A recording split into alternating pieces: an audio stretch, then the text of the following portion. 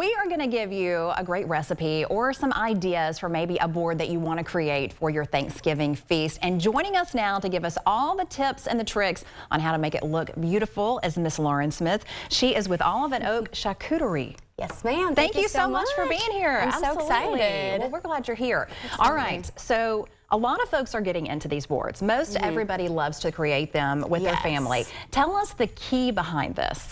I think everybody does it differently, so it's really totally your preference, but that's the fun part about charcuterie is that you can make it your own. So I kind of have a few staple pieces that I always include, like grapes, and then I like to include a large variety of cheeses of different textures and tastes and everything like that. Is that kind of where you start with the cheese? Do you pick the cheese first, maybe? If it were up to me, I would, but it's totally just however you want to do it. Yeah. All right, so we're going to make one for Thanksgiving. So what would you suggest for Thanksgiving? So today, for you guys, I brought a Cabernet infused cheese. It goes really great with pretty much everything. It's actually one of my very favorites. And then also a cranberry cinnamon goat cheese.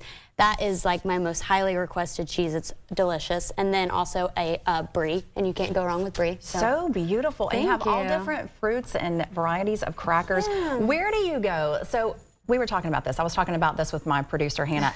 A little bit about, you know, once you purchase all of this stuff, you spent quite a bit of money. Do you have some suggestions for folks out there on how to do it maybe less expensive during the holiday season? Yeah, I actually got a word of advice one time from somebody whenever I was first starting out, because she had made a beautiful board and she posted it, and I was just like, what? Like, can you give me any advice? And she was just like, cheese is cheese. It doesn't matter where it comes from. And so I had to remember that, because when I first started out, I wanted to get all these fancy things. And they're expensive. It's expensive. Yeah. It adds up, and it's not always super affordable to make one, especially just for one day or just for a small gathering. And so honestly, like, Trader Joe's has great ideas. Aldi has a really great charcuterie section. Walmart's not bad at all. I shop around everywhere. I really make a stop everywhere. She shops everywhere. Yes. All right, we're going to make a board right here. Are we going to make one right here? Yes. All right, tell me what we're doing here. So first, I kind of start with the things that take up the most room, like the grapes. And it also just gives me an idea of how much room left I have on the board. So for other things and stuff like that. And you can always move it around if you kind of run out of room. So I'm going to do the grapes first. I've got a little left over here, but that's okay.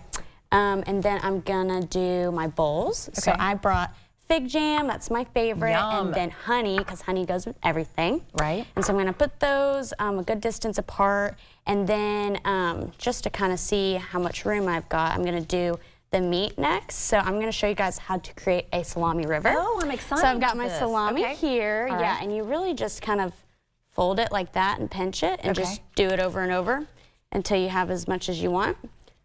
So we've got this, and I usually do like 4 or 5 pieces before I set it down.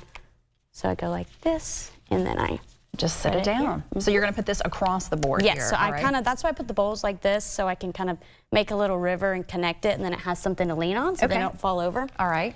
We're going to finish the meat, and then what is going to go on the other portions here? We're going to do this during the break as well, and then we'll come back and show the finished product. But do you put the other bowls around the meat? So after I do the salami, just so I can kind of gauge where I'm at on the board, I'll put the crackers down because it takes up a lot of room. And then after that, I'll kind of fill in the rest of the meat, and then I'll start placing the cheeses. And then after that, it's pretty much garnishment. So the fruits and the nuts, and I brought some macaroons and some cute little cookies and things just to fill in the extra spaces. Lots of yummy treats. All right, we are going to show you Lauren's finished product coming up in the next segment. Right now, we're going to have to take a quick break. We got to take a commercial break, unfortunately. I'd rather be working on this board. But anyway, we're going to be right back, so don't go anywhere. We'll show you the finished product for your Thanksgiving feast coming up on Thursday. Don't go anywhere.